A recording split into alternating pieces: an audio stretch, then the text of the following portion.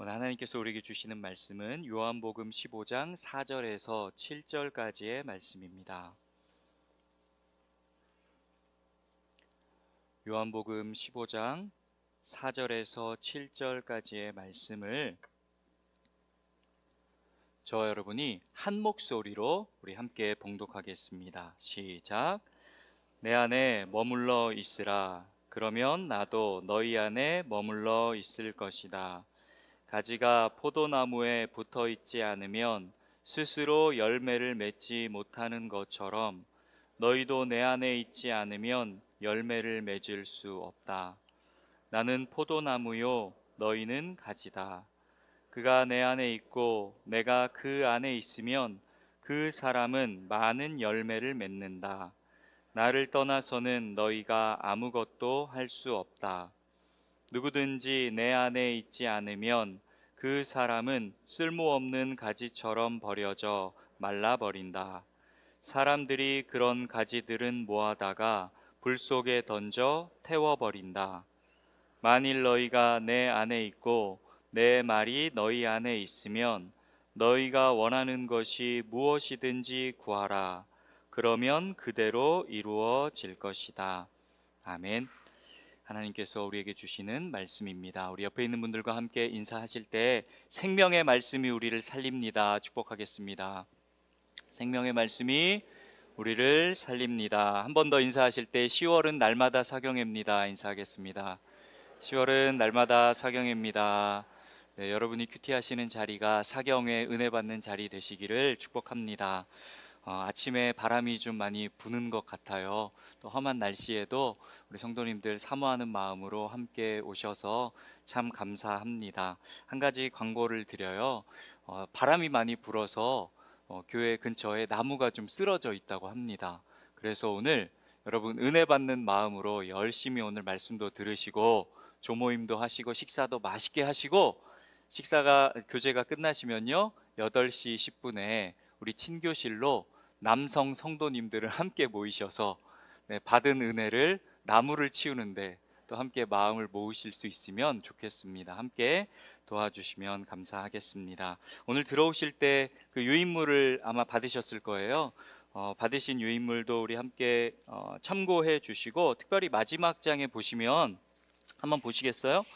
네, 살펴보시면 큐티 세미나 후기, 그래서 여러분이 세미나를 통해서 느낀 점 간단히 기록하시고, 큐티 노트도 여러분이 큐티 하신 것 중에서 큐티 노트를 거기에 하나의 예시로 적으시도록 나누어 드렸습니다. 이 마지막 장은요 떼어내셔서 다음 주에 오실 때 함께 제출해 주시면 좋겠습니다.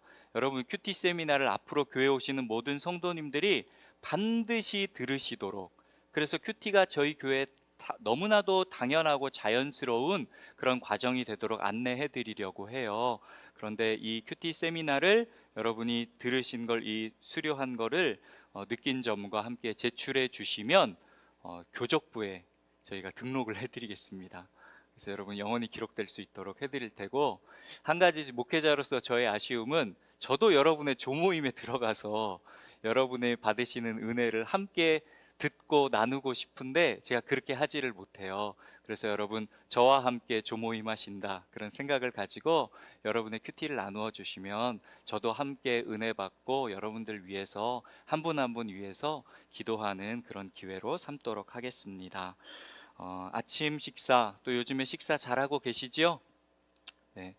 그 큐티는 밥 먹는 것과 같은 것입니다. 여러분 어떨 때 보면 감기 걸리고 하다 보면 입맛 떨어질 때가 있잖아요. 오늘 밥 먹기 싫다, 그렇게 생각될 때가 있지만, 꾸준히 입맛 떨어져도 싫어도 밥이 보약입니다. 늘 밥을 먹어야 어린아이가 자라갈 수 있고 우리가 건강을 유지할 수 있는 것처럼 큐티를 계속 배우다 보면 큐티가 어렵기도 하고, 때로는 선지서와 같은 어려운 구절을 대할 때 무슨 말씀인지 잘 이해가 가지 않기도 하고, 그런 시간이 우리에게 있을 수 있지만 꾸준히 밥을 먹어야 우리가 건강을 유지할 수 있는 것처럼 영적인 말씀을 여러분 늘 지속적으로 계속 묵상해 가야, 묵상을 중단하지 않아야 하나님의 은혜 가운데 우리가 잘 자라갈 수 있는 것입니다. 계속해서 말씀을 먹다 보면 하나님께서 우리를 붙드셔서 우리를 성장시켜 주신다는 것을 6개월이 지나고 1년이 지나면 우리가 알 수 있을 것입니다. 우리는 우리의 일을 하면 되는 거예요. 여러분, 우리의 일은 뭡니까? 하나님 앞에 우리의 몸을 드리고 시간을 드리는 겁니다. 하나님 앞에 약속한 시간에 그 큐티의 자리에 앉아 있는 것, 내 눈을 들이고 마음을 들여서 말씀을 읽는 것, 나는 거기까지만 하면 그 이후에 성령의 하나님께서 우리를 인도해 주시고 역사해 주셔서 우리를 영적으로 자라나게 하실 것입니다. 거기서 내가 너와 만나겠다. 하나님께서 모세에게 말씀하신 것처럼 우리를 만나시려고 하나님께서 기다리시는 그 자리, 여러분 그 자리를 꼭 기억하시고 지속적으로 계속 묵상해 나아갈 수 있는 여러분 될 수 있기를 축복합니다. 묵상의 유익이 무엇인가를 먼저 오늘 나누고자 합니다. 묵상이 우리에게 주는 가장 큰 유익은 하나님과의 인격적인 관계로 우리를 인도해 준다는 것입니다. 여러분, 하나님과의 인격적인 만남이 우리의 영혼을 살리는 것입니다. 오늘 말씀은 가지가 포도나무에 붙어 있어야 생명을 계속해서 공급받을 수 있고, 그래야 열매 맺는 풍성한 삶으로 나아갈 수 있다. 말씀이 그렇게 이야기하고 있습니다. 당연한 것이겠지요. 송원준 목사님은 그분의 책에서 이렇게 이야기했습니다. 나는 오늘 아침도 말씀으로 샤워를 했다. 세상의 모든 일들이 나를 삼킬 듯이 달려들어도 나와 관계된 모든 사람들이 나를 이해하지 못하고 손가락질을 해도 나의 주님, 나의 하나님이 한마디 위로의 말씀을 주시면 나는 살아난다. 여러분, 큐티하는 분들이 경험하시는 은혜가 이런 것들이겠지요. 이분은 큐티를 날마다 말씀으로 샤워하는 것이라고 그렇게 고백하셨습니다. 샤워를 여러분 하루 이틀 정도는 하지 않아도 그래도 뭐 큰 무리는 없을 수 있잖아요. 오늘 귀한 청년들이 함께 찬양 인도해주고 귀한 예배를 함께 섬겨 주었는데, 청년들이 어제 리더십 수련회를 같이 했어요. 아마 거의 밤을 새고 오늘 왔을 텐데, 여러분 샤워를 하루 이틀은 하지 않아도 큰 표가 나지 않을 수 있습니다. 그런데 샤워를 한 일주일 정도 하지 않으면 주변 사람들이 눈치채기 시작할 거예요. 무슨 일 있어? 이렇게 생각하기 시작할 겁니다. 여러분, 묵상을 하루 이틀 빠져도요, 크게 우리의 삶 가운데 표가 나지 않을 수 있지만, 지속적으로 우리가 묵상하는 삶의 그 사람 가운데, 그 얼굴 가운데, 삶 가운데 드러나는 삶을요, 주변의 사람들이 눈치챌 수밖에는 없습니다. 하나님의 말씀으로 늘 우리의 삶을 새롭게 할 필요가 있는 것입니다. 사람들과의 관계가 복잡하고 여러 가지 삶의 문제의 어려움을 우리가 겪게 될지라도, 우리가 묵상의 자리에서 늘 말씀으로 샤워할 수 있다면, 하나님의 말씀이 우리를 새롭게 해주시는 은혜를 경험할 수 있다면, 내가 너와 함께 있다, 두려워하지 마라, 그렇게 말씀해 주시는 하나님의 은혜를 우리가 경험할 수 있다면, 폭풍 가운데에서도 우리의 영혼이 잠잠할 수 있는 은혜를 우리가 경험할 수 있는 것입니다. 우리가 묵상하는 말씀을 통해서 우리가 주님 안에 있고, 주님이 그 말씀을 통해서 우리 안에 계실 때 우리의 인생이 흔들리지 않고 하나님의 은혜 가운데 나아갈 수 있는 것입니다. 여러분, 묵상은요, 하나님의 생명과 연결되는 거예요. 삶에 바람이 불고 삶에 문제가 있고 내 삶 가운데 복잡한 여러 가지 일들이 있을 수 있지만, 묵상을 통해서 하나님의 은혜의 생명에 연결된다면 다시 한번 우리의 삶이 하나님의 생명 가운데 새로운 시작을 할 수 있는 것입니다. 묵상은요, 저기 어딘가에 있는 지식이 오늘 나에게 다가오는 은혜로 우리의 삶을 열어주는 것입니다. 예수님이 베드로를 만나 주셨던 그 은혜가 오늘 묵상을 통해서 나를 만나 주시는 주님의 은혜로 변화되는 시간이 묵상의 시간인 거예요. 그 예수님이 나의 예수님이 되시는 역사가 있어야 신앙은 정말로 살아나기 시작하고, 그때부터 우리의 신앙의 삶이 재미있기 시작합니다. 여러분, 그 신앙의 삶의 문을 열어주는 것이 바로 묵상인 것입니다. 하나님은 바다와 같은 분이십니다. 하나님의 은혜가 바다와 같고 하나님의 사랑이 바다와 같습니다. 그런데 여러분, 그 광활한 바다와 같은 하나님의 은혜가 얼마나 풍성한 것인지를 경험할 수 있으려면요, 수영을 배워야 하고, 그래서 노를 저어서 또 바다로 나아갈 수 있어야 합니다. 수영을 배우고 스쿠버 다이빙을 배워서 우리가 바다 속으로 들어갈 수 있다면 그저 먼 바다에서 참 바다가 멋있다 이렇게 생각하는 것과 그 바다 속으로 들어가서 그 안에 얼마나 풍성한 생명이 있는지, 하나님이 만드신 그 바다 속의 자연은 얼마나 아름다운 것인지를 깨달을 수 있다면요, 여러분, 진정한 바다가 주는 생명과 은혜를 경험할 수 있는 것입니다. 여러분, 묵상을 배운다는 것도 마찬가지예요. 말씀이 참 좋다, 말씀이 우리의 인생이 필요하다, 말씀이 참 설교가 은혜스럽다, 그렇게 듣는 것만으로 우리의 신앙이 여러분 충분하지 않습니다. 하나님의 놀라운 은혜의 말씀이 인격적으로 우리의 삶 가운데 찾아오는 것을 경험할 수 있으려면요, 날마다 묵상 가운데 하나님을 인격적으로 만나는 그런 삶으로 하나님이 우리를 초대하실 때 그 삶으로 우리가 함께 들어갈 수 있어야 하는 것입니다. 주중에 성도님들께서 조장님들을 통해서 좋은 질문을 두 가지 해주셨어요. 여러분도 혹시 질문이 있으시다면요, 조장님들께 전달해 주시면 제가 전달을 받아서 질문의 답변을 여러 가지 형태로 드릴 수 있도록 그렇게 하겠습니다. 여러분, 그 묵상을 위한 7가지 안경 까먹지 않으셨죠? 네, 다시 한번 우리 한번 외워볼까요? 시작. 하, 죄, 약, 명, 오, 모, 진 7가지라고 했습니다. 다시 한번 외워보겠습니다. 시작. 하, 죄, 약, 명, 오, 모, 진. 하가 뭐였습니까? 하나님은 어떤 분이신가? 죄, 버려야 될 죄는 무엇인가? 약, 내가 붙들어야 될 약속은 무엇인가? 명은 뭐였죠? 내가 순종해야 될 명령은 무엇인가? 오, 뭐였습니까? 내가 피해야 할 오류는 무엇인가? 모, 내가 따라야 할 모범은 무엇인가? 마지막 진, 새롭게 발견한 진리는 무엇인가 하는 것이었습니다. 묵상을 위한 7가지 안경이었어요. 주신 질문은 묵상을 위한 7가지 안경 중에 두 번째, 죄가 무엇인가?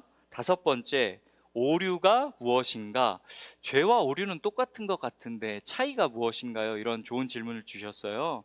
큰 틀 안에서 오류라는 것은 죄의 범주에 포함될 수 있다고 볼 수도 있겠지만, 따라야 할 모범, 이것과 함께 연결해서 피해야 할 오류를 생각하는 것입니다.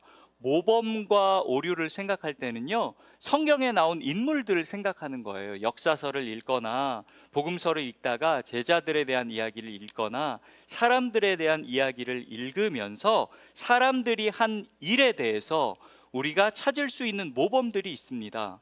예수님이 새벽마다 기도하신 것, 제자들이 예수님께서 부르실 때 모든 것을 버리고 순종하면서 예수님을 따라갔던 것, 아브라함이 하나님의 말씀에 순종해서 이삭을 하나님 앞에 제물로 드리려고 했던 것, 이런 것들을 보면서 우리가 신앙의 사람들의 모범을 배울 수 있겠지요. 반해서 우리가 신앙의 사람들, 성경에 나오는 사람들의 오류도 발견할 수 있습니다. 그것은 다윗이 밧세바를 범하는 일과 같이 그렇게 잘못된 죄악에 빠지게 되었을 때에, 그리고 베드로가 예수님을 두려워하는 마음 때문에 예수님을 부인했을 때, 아나니아와 삽비라가 마음속으로 그 욕심을 포기하지 못해서 거짓말하게 된 것, 이런 일들을 보면서 우리가 신앙의 사람들의 오류, 성경에 나온 사람들의 오류를 발견하고 나의 삶을 비추어 보면서 수정해 나아가도록 하는 것, 그것이 오류는 무엇인가 하는 성경의 안경, 묵상을 위한 안경을 바라보면서 우리가 찾을 수 있는 것입니다. 두 번째, 죄에 대한 묵상은 직접적인 하나님의 말씀을 통해서 우리가 비추어 보는 것이겠지요. 죄짓지, 거짓말하지 말라, 이웃의 것을 탐내지 말라, 간음하지 말라, 살인하지 말라, 이것처럼 직접적인 죄에 대해서 하나님께서 말씀하실 때 그것을 비추어 보면서 우리가 묵상할 수 있겠습니다. 묵상을 위한 안경을 쓰고 여러분 묵상을 처음 배우실 때는요, 열심히 그것을 찾아보시는 것이 도움이 됩니다.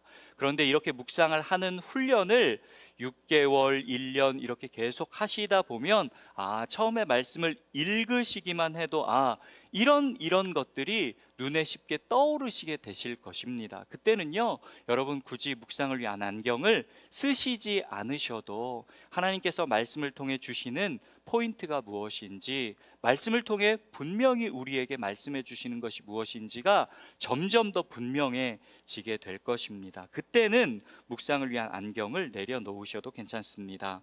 두 번째로 큐티와 성경 공부의 차이점에 대해서 제가 말씀을 드리면서 성경 공부는 지식적인 알을 추구하고 큐티는 인격적인 알을 추구하는 것이다. 그래서 큐티 말씀을 묵상할 때 묵상을 위한 씨앗을 찾고 그 말씀이 특별히 오늘 나에게 어떻게 다가오는지 거기에 집중해서 묵상하라고 말씀을 드렸습니다. 그런데 말씀에 대한 기초가 전혀 없는 분들이 이런 방식으로 큐티 하시게 되면 자의적으로 너무 해석할 수 있지 않을까, 그런 질문을 주셨어요. 참 중요하고 좋은 질문입니다. 그렇기 때문에 여러분 큐티 하실 때 전체적인 문맥을, 전체적인 본문이 무엇을 의미하는 것인지 계속적으로 묵상하고 있는 이 말씀의 전체적인 맥락이 어떤 메시지를 전하고 있는지를 때때로 깊이 살펴보는 것, 그리고 읽기의 단계에서 전체적인 맥락을 잘 고려하는 것이 여러분 너무나도 중요합니다. 전체적인 문맥을요 꼭 고려하면서 성경의 의미를 파악하고 묵상하는 것이 너무나도 중요합니다. 그런데 여러분, 전체적인 맥락과 성경의 전체적인 메시지를 아직 성경을 한 번도 읽어본 적이 없어서 잘 모르시는 분들이 있으실 수도 있어요. 여러분, 그렇기 때문에 내가 성경도 잘 이해하지 못하고 이 성경의 전체 메시지가 잘 모르는데 내가 이렇게 자꾸 묵상하다 보면 너무 내가 자의적으로 잘못 해석하지 않을까, 그런 걱정이 들어서 큐티하지 않는 일이 없기를 여러분 바라고 부탁드리겠습니다. 처음에 큐티할 때는요, 내 큐티가 완벽하지 않을 수 있습니다. 완전하지 않을 수가 있어요. 그렇지만 여러분 그것을 두려워하지 마십시오. 종교개혁 당시에 중세의 교회와 개혁자들 사이에 이런 차이가 있었습니다. 중세의 교회들은요, 성경을 함부로 읽는 것은 사람에게 위험하다고 생각했습니다. 그래서 중세 교회의 그 교황과 그 당시의 사제들은요, 라틴어로만 예배를 집전하고 일반적인 성도들은 성경을 읽지 못하도록 했어요. 왜냐하면 그러다가 잘못 해석하면 안 되기 때문에 성경은 사제가 해석해 주는 그 설교 말씀만 잘 듣고 성도들은 그냥 설교만 잘 들으면 된다고 이야기했습니다. 종교개혁자들은요, 전혀 다르게 생각했습니다. 마틴 루터는 성경은 스스로를 해석한다고 이야기했어요. 성경에는 두 가지 힘이 있다고 이야기했는데, 첫 번째는 성경의 외적인 명료성이 있다고 이야기를 했습니다. 성경 자체가 명료한 메시지를 가지고 있기 때문에 사실 정상적인 사람이 성경을 일반적으로 잘 읽으면 이해할 수 있다는 것입니다. 신명기 말씀이 이것을 분명히 이야기해 주고 있어요. 신명기 30장 11절에서 14절까지의 말씀 우리 함께 읽겠습니다. 시작. 내가 오늘 내게 명령한 이 명령은 내게 어려운 것도 아니요 먼 것도 아니라 우리를 위하여 하늘에 올라가 그 명령을 우리에게로 가지고 와서 우리에게 들려 행하게 하랴 할 것이 아니요 이것이 바다 밖에 있는 것이 아니니 내가 이르기를 누가 우리를 위하여 바다를 건너가 그의 명령을 우리에게로 가지고 와서 우리에게 들려 행하게 하랴 할 것도 아니라 오직 말씀이 내게 매우 가까워서 내 입에 있으며 내 마음에 있은즉 내가 이를 행할 수 있느니라. 아멘. 말씀이 어려운 것도 아니고 먼 것도 아니다. 하늘에 있는 것도 아니고 바다에 있는 것도 아니라 하나님의 사람들이 말씀을 읽으면 이해할 수 있도록 하나님께서 그렇게 기록하셨다는 것입니다. 루터가 이야기한 두 번째는 성경의 내적인 명확성이라고 하는 것입니다. 거듭나고 성령이 그 안에 계시는 사람은 성경을 읽을 때 성령께서 그 사람의 성경을 잘 이해할 수 있도록 진리 가운데로 계속 인도해 가신다는 거예요. 요한일서 2장 27절의 말씀 우리 함께 읽겠습니다. 시작. 여러분으로 말하자면 그리스도께서 기름 부어 주신 것이 여러분 안에 머무르므로 아무도 여러분을 가르칠 필요가 없습니다. 그리스도께서 기름 부어 주신 것이 여러분에게 모든 것을 가르쳐 주십니다. 그 가르침은 참되고 거짓이 없으니 여러분을 가르치신 그대로 그리스도 안에 머무르십시오. 아멘. 말씀에서 아무도 너희를 가르칠 필요가 없다고 말씀하시는 것은 큐티 세미나 할 필요 없다고 말씀하시는 것이 아니라 우리가 이런저런 일들로 성경을 계속 배우고 우리의 묵상을 훈련하고 배워야 하지만 그리스도인이 말씀을 읽을 때 성령께서 그 구원에 하나님의 은혜에 꼭 필요한 말씀들로 우리를 인도해 가신다는 것입니다. 그것을 신뢰하고 말씀의 자리로 나아오라고 주님이 우리에게 말씀하시는 거예요. 여러분, 물론 한 번도 넘어지지 않고 자전거를 탈 수 있는 사람은 없습니다. 자전거 배우려면요, 끊임없이 페달질을 하면서 여러 번 넘어져야 돼요. 저도 생각나는 것이 아버지가 저에게 처음 자전거 사주셨을 때 옆에 보조바퀴도 달아주시고 그랬는데 보조바퀴를 떼고 자전거를 타기 시작할 때 몇 번 넘어지잖아요. 넘어져서 저에게 사주신 그 자전거 앞에 람보 그림이 이렇게 플라스틱으로 크게 너무나 멋있게 그려져 있었거든요. 넘어져서 그게 반으로 쪼개졌어요. 얼마나 안타까웠는지 얼마나 울었는지 모릅니다. 그런데 여러분, 그렇게 하지 않으면, 넘어질 것을 각오하지 않으면요, 자전거를 나중에 두 발로 탈 수 있을 때, 그 두 바퀴로 탈 수 있을 때 그 누릴 수 있는 자유와 그 즐거움이 무엇인지를 깨달을 수가 없잖아요. 마찬가지입니다. 처음에 성경을 읽을 때는요, 다 이해하지 못할 수도 있어요. 때로는 잘못 이해할 수도 있습니다. 그렇지만 여러분, 중단하지 마시고 계속해서 큐티에 나아가신다면 그 모든 시간들을 통해서 하나님께서 우리를 자라게 하시고 우리를 성장시켜 주신다는 것을 여러분이 신뢰하시는 마음으로 큐티 하시면 좋겠습니다.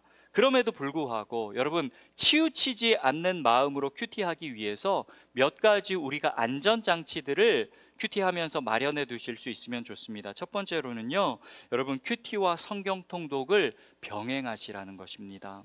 큐티 하시지만요, 따로 시간을 떼어내셔서 성경 통독하시는 시간을 여러분 마련하시면 좋겠습니다. 온 교회가 지금 신약 성경 통독을 하고 있잖아요. 교회가 이렇게 통독하자고 할 때 여러분 열심히 따라오셔서 성경 통독을 꼭 함께 하시면 좋겠습니다. 생명의 삶 기준으로 8년 정도 큐티만 해도 성경 전체를 한번 읽고 신약과 시편은 2번 읽을 수 있습니다. 그렇지만 성경 통독을 여러분 하게 되면요, 그 날마다 큐티하는 본문의 깊이를 더 깊이 이해할 수 있습니다.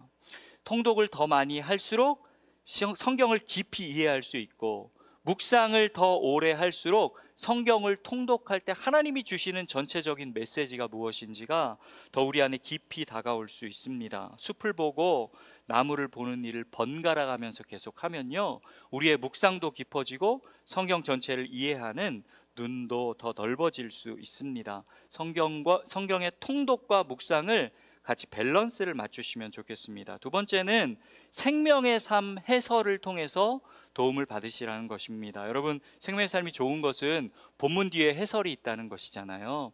성경 큐티를 마치고 나서 해설을 때때로 읽어보시면 좋겠습니다. 특별히 성경 본문이 어려울 때, 본문을 여러 번 읽었는데도 무슨 말씀인지 잘 모르시는 그런 상황일 때 해설을 읽으시고 다시 묵상으로 돌아오실 수 있습니다. 그런데 여러분, 주의할 점은요, 묵상의 성경 본문을 읽고 해설을 읽고 예화를 읽고 야, 오늘도 15분이나 지났네.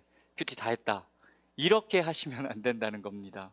여러분, 큐티에서 가장 중요한 것은요, 말씀을 묵상하는 일이에요. 그렇기 때문에 시간이 혹시 부족하시다면요, 말씀 묵상을 중심으로, 말씀을 여러 번 읽고 그 말씀을 통해서 묵상의 안경을 쓰고 하나님이 나에게 주시는 메시지를 찾아보는 일들에 가장 많은 시간을 할애하시면 좋겠습니다.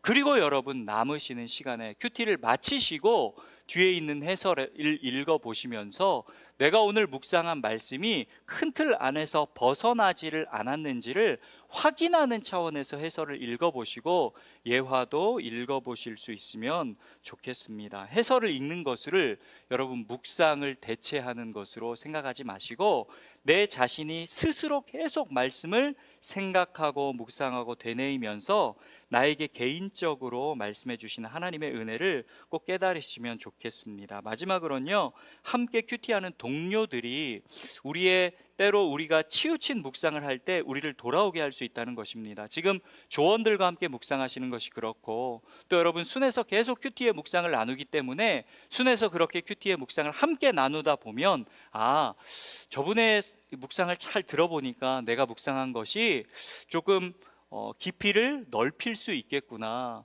저렇게 묵상하는 것이 조금 더 올바른 길이겠구나, 그런 생각을 통해서 우리의 큐티가 점점 더 자리를 잡아갈 수 있습니다. 함께 묵상하는 동료들을, 함께 묵상하는 친구들, 순원들을 꼭 함께 가지는 것이 우리에게 축복이 될 수 있습니다. 본격적으로 오늘 성경의 구조와 장르를 이해하는 것, 성경을 전체적으로 이해하는 것이 성경을 개별적인 깊은 묵상으로 우리가 들어가는데 도움이 될 수 있기 때문에 우리가 이 부분을 함께 나누도록 하겠습니다. 저도 어렸을 적부터 성경을 읽고 또 신학교에서도 성경을 계속 배웠지만 성경은 읽고 읽을수록, 배우고 배울수록 날마다 더 깊고 새로워지는 것 같습니다. 저 개인적으로는 저희가 느헤미야서를 묵상하고 또 호세아서를 묵상하게 되었잖아요.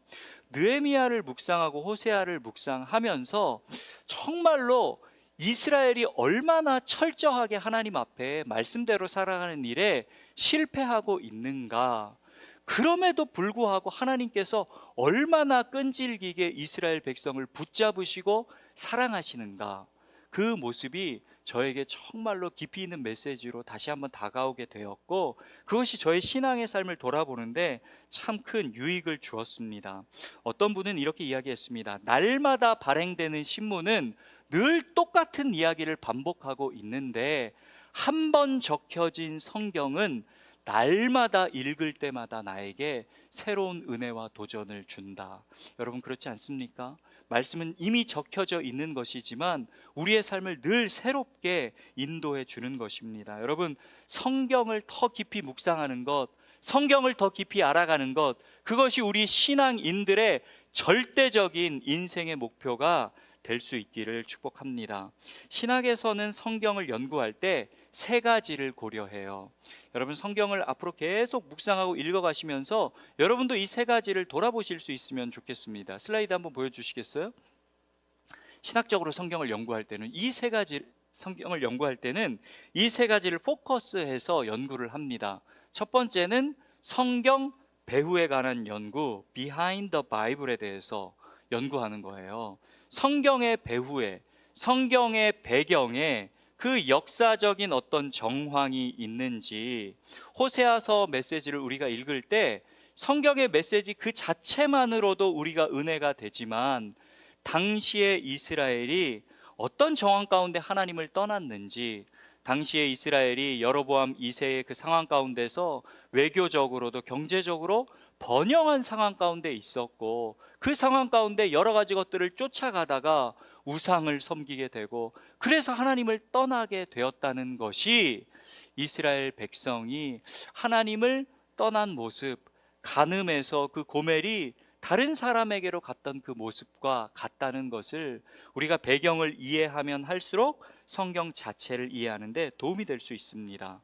두 번째로는 Within the Bible이라고 해서 성경 본문에 집중해서 성경을 알아가는 거예요. 성경 전체의 메시지가 무엇인가, 성경의 구조는 어떻게 되어 있고 성경은 어떤 장르에 해당하는 것인가, 내가 지금 읽고 있는 본문이 어떤 문학적인 맥락을 가지고 있는가를 이해하고 있으면 성경을 묵상하는데 우리가 큰 도움이 됩니다. 마지막은요, In front of the Bible 이라는 거예요. 성경을 이해하기 위해서는요, 나 자신을 이해할 수 있어야 됩니다. 나 자신을 더 깊이 이해할수록 성경을 더 분명하게 이해할 수 있어요. 예를 들자면 이런 거예요. 여러분, 우리는 한 시대의 문화를 살아가고 그 시대에 소속되어 살아가고 있는 사람들입니다. 우리가 그렇게 살아가다 보면요, 우리의 삶에는 편견과 선입견이 있을 수밖에는 없어요. 성경을 자꾸 보면서 내가 이런 제한된 문화 가운데에서 성경을 내가 제한적으로 이해하고 있었구나. 내가 이런 문화 가운데 선입견을 가지고 살아가다 보니까 성경이 이야기하던 이런 측면을 내가 바라보지 못했구나. 시간이 지날수록 그것을 깨달을 수 있다면 성경을 더 깊이 이해할 수 있는 것입니다. Behind the Bible, 이것은요, 여러분, 성경의 배경은 여러분이 이 큐티 하시는 이 생명의 삶의 제일 앞부분에 보면 새로운 성경을 시작할 때 항상 성경의 개관에 대해서 거기에 쓰여 있습니다. 그렇기 때문에 거기에서 도움을 받으시면 좋겠고, In front of the Bible, 내가 하나님 앞에 어떤 존재로 살아가고 있는지는 여러분 스스로 기도하는 삶을 통해서, 묵상의 삶을 통해서 때때로 잘 돌아보시면 좋겠습니다. 오늘은 Within the Bible, 성경 전체가 어떻게 되어 있고 어떻게 성경을 이해해야 되는지를 우리가 간략하지만, 성경 전체를 개관할 수 없지만 우리가 함께 살펴볼 수 있기를 원합니다. 성경의 구조와 장르를 간단하게 살펴볼 텐데요, 성경은 구약과 신약으로 되어 있는 것은 물론 여러분들이 아실 테고, 구약이 몇 권으로 되어 있죠? 네, 39권으로 되어 있고, 신약은 27권, 27권으로 되어 있습니다. 성경은 순서로 이렇게 짜여져 있는데 성경의 전체적인 순서는요, 역사, 체험, 예언, 이런 순서로 되어 있습니다. 여러분에게 나눠드린 그 유인물을 함께 참고해 보시면 좋겠어요. 그 유인물 제일 위에 HAP 이렇게 써 있죠? HAP, 이게 무슨 뜻이냐면 History, Experience, Prophecy, 이런 순서로 성경이 되어 있다는 것입니다. 영어로 에크로님으로 HAP 이렇게 하면 그 군인들이 구호할 때 HAP 이렇게 하면서 이제 구보를 한다고 해요. 저는 뭐 미국 군대는 잘 몰라서 잘 모르겠지만 그렇게 구호하는 것에 해당한다고 합니다. 테리 홀이라는 이 성경을 가르치는 학자가 이렇게 성경이 이런 구조로 되어 있다는 것을 알기 쉽게 성도들이 이해하기 위해서 이렇게 제시를 했어요. 여러분, 구약에서 역사에 해당하는 것은 이렇게 도표를 살펴보시면 아시겠지만 역사서에 해당하는 것입니다. 성경의 처음은 모세오경, 모세가 지은 모세오경, 이것을 모세오경이라고 이야기하고, 뒤에 이후에는 역사서가 쭉 이어져 있습니다. 그것이 이제 히스토리, 역사에 해당하는 것이겠고요. 두 번째로는 체험에 대한 부분이 있습니다. 이 역사 안에서 하나님의 사람들이, 특별히 다윗과 솔로몬, 이런 사람들이 하나님의 은혜 가운데 깨달은 것을 시로, 노래로, 깨달은 지혜의 말씀으로 적어낸 것, 그들의 신앙의 경험을 적어낸 것이 시가서, 체험에 해당하는 부분이라고 볼 수 있고, 마지막 부분은 예언으로 되어 있습니다. 이 예언은 크게는 대예언서, 소예언서, 대선지서, 소선지서, 이렇게 구분하기도 합니다. 분량에 따라서 구분하는 거예요. 대선지서는 분량이 조금 많은 부분 5권을 대선지서로 저희가 이야기하고, 소선지서는 분량이 조금 적은 부분 12권을 저희가 소선지서로 분류를 합니다. 시대적으로 이렇게 보자면요, 도표에 나와 있는 것처럼 역사서의 조금 윗부분은 바벨론 포로 이전을 배경으로 하고 있고, 역사서의 아랫부분 그리고 소선지서의 아랫부분은 바벨론 포로 이후를 배경으로 하고 있습니다. 이런 간략한 배경을 알고 계시면 여러분이 성경 전체를 이해하실 때도, 묵상하실 때도 전체의 구조 안에서 전체의 맥락 안에서 성경을 읽으시는데 조금 도움을 받으실 수 있겠습니다. 한 장 더 넘겨 보시면요, 신약은 조금 더 단순하지만 신약도 같은 구조로 되어 있다는 것을 우리가 확인할 수 있습니다. 신약도 마찬가지로 역사, 체험, 예언 이런 순서로 되어 있어요. 처음 신약의 역사에 해당하는 부분은 사복음서와 사도행전이 되겠습니다. 예수님께서 이 땅에 오셔서 예수님께서 가르치시고 행하신 일들, 예수님의 역사에 대해서, 그리고 교회의 역사에 대해서 기록한 부분이 있고요. 두 번째, 그 역사 안에서, 특별히 교회의 역사 안에서 바울과 사도들이 편지를 통해서 교회의 문제들을 함께 해결하고 교인들에게 권면을 한 그 부분이 신약의 서신에 해당합니다. 바울 서신과 다른 사도들이 쓴 일반 서신으로 나누어지게 되어 있고요. 마지막 성경도, 신약 성경도 예언으로 끝나게 되어 있습니다. 마지막은 요한계시록인데 요한계시록도 마찬가지로 예언이 담겨 있는 이 종말과 이 전체의 역사가 어떻게 펼쳐질 것인지에 대해서 요한계시록을 통해서 하나님께서 우리에게 말씀해 주신다고 볼 수 있습니다. 성경의 각 권을 묵상하시면서도 성경의 전체가 이런 순서로 되어 있고 이런 맥락으로 되어 있고, 이 부분은 역사를 이야기하고 있는 것이구나, 이 부분은 사람들의 체험을 이야기하고 있는 것이구나, 이 부분은 예언을 이야기하고 있는 것이구나, 그 맥락을 조금 우리가 이해할 수 있다면 자세한 성경을 묵상할 때 도움을 받으실 수 있겠습니다. 특별히 역사에 해당하는 부분을 구약의 역사서, 신약의 복음서, 사도행전과 같은 성경을 묵상하실 때는 하나님이 어떤 분이신가, 내가 이 율법을 통해서 순종해야 될 하나님의 말씀은 무엇인가, 여기에 나와 있는 인물들에게서 어떤 모범을 배울 수 있고 어떤 오류를 내가 또 피해야 하겠는가를 우리가 배울 수 있을 것이고, 체험에 해당하는 시가서나 서신서, 이런 성경을 우리가 함께 묵상하게 된다면 여기에 나와 있는 고백과 노래와 성도들을 향한 권면과 이런 것들을 함께 읽으면서 하나님 어떤 분이신가, 내가 버려야 될 죄는 무엇인가, 하나님께 내가 주장할 수 있는 약속은 무엇인가, 새롭게 발견한 진리는 무엇인가 우리가 확인할 수 있겠습니다. 예언에 해당하는 구약의 예언서와 신약의 요한계시록에 해당하는 말씀을 읽을 때에는 역시 하나님은 어떤 분이신지, 내가 버려야 될 선지자들이 이야기하고 있는 죄들 가운데 나에게, 우리 시대가 포함하고 있는 죄는 무엇인지, 내가 붙들어야 될 약속, 내가 따라야 할 명령은 무엇인지, 이런 것들을 함께 확인해 보실 수 있겠습니다.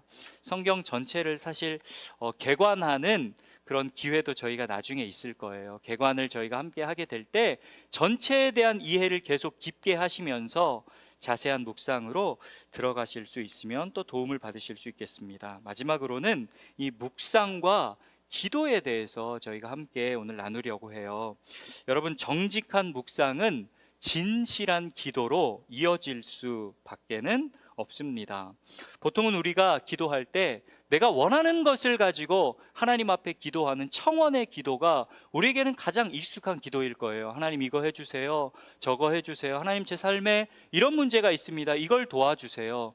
물론 여러분, 그렇게 기도하는 것이 하나님 앞에 너무나 귀한 것이고 하나님 아버지는 그런 우리의 기도를 다 들으시고 응답해 주십니다. 그렇지만 여러분, 기도가 하나님 앞에 간구하는 청원만 있는 것이 아니라 기도가 주님과의 영적인 교제라면, 하나님과의 대화라고 이야기한다면요, 우리가 묵상을 잘 훈련하면서 우리의 기도도 변화되어 갈 수 있습니다.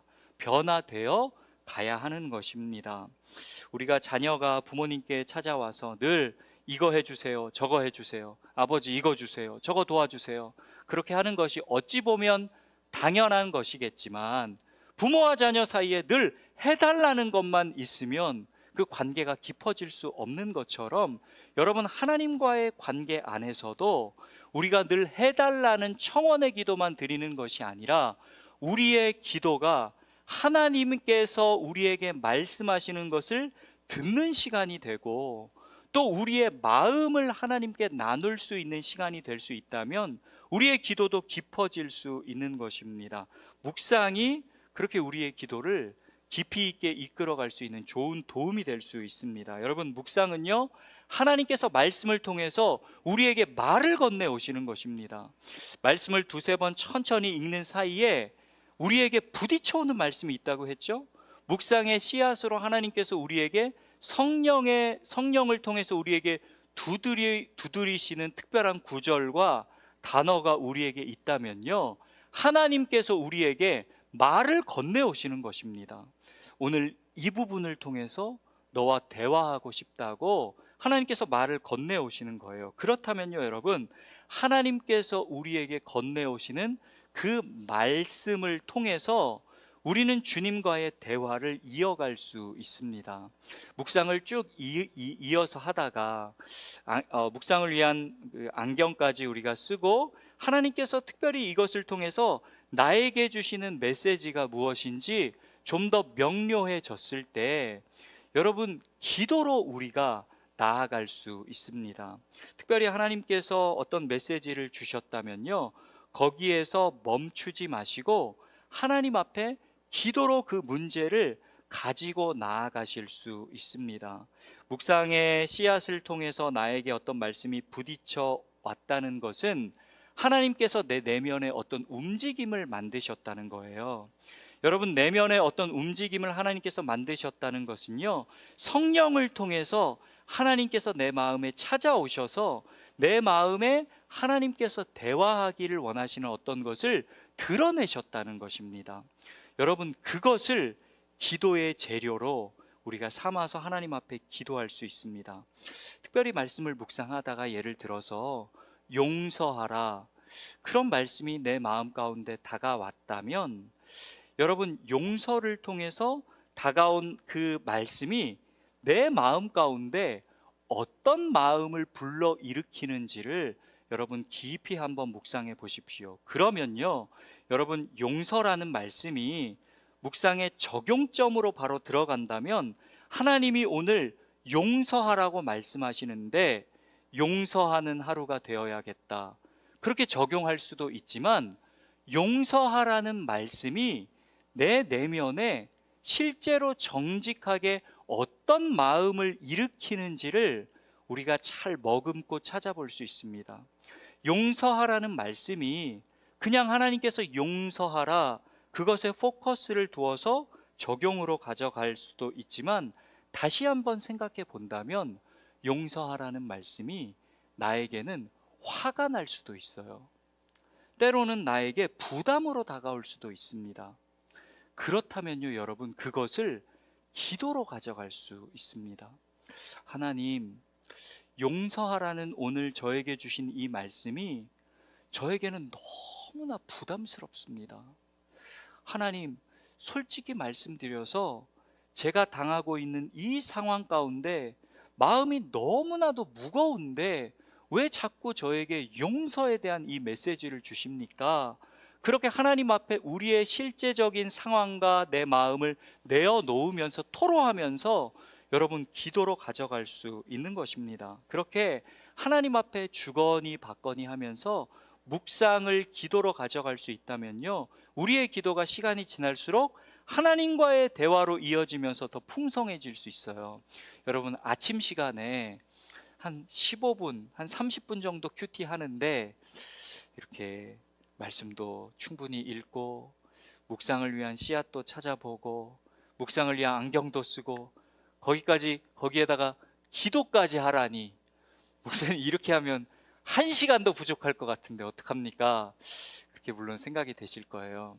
여러분, 그러시다면 아침 시간에 여러분 가능하실 때는요, 큐티에 포커스해서 큐티를 하시고 여러분이 저녁 시간에 따로 떼어서 기도를 하시게 된다면 여러분이 아침에 큐티 하신 것들을 잠깐 펼쳐보시고 오늘 큐티를 통해서 무슨 말씀을 주셨는지 여러분 그 말씀을 여러분의 기도의 시작점으로 삼으셔서, 하나님, 오늘 아침에 저에게 이런 말씀 주셨는데 이 말씀에 대해서 제가 이런 마음이 듭니다.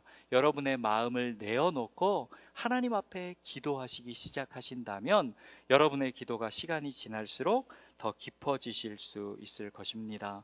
여러분, 여러분의 기도가, 여러분의 묵상이 하나님과의 인격적인 교제고 하나님과의 대화라는 것을 잊지 마십시오.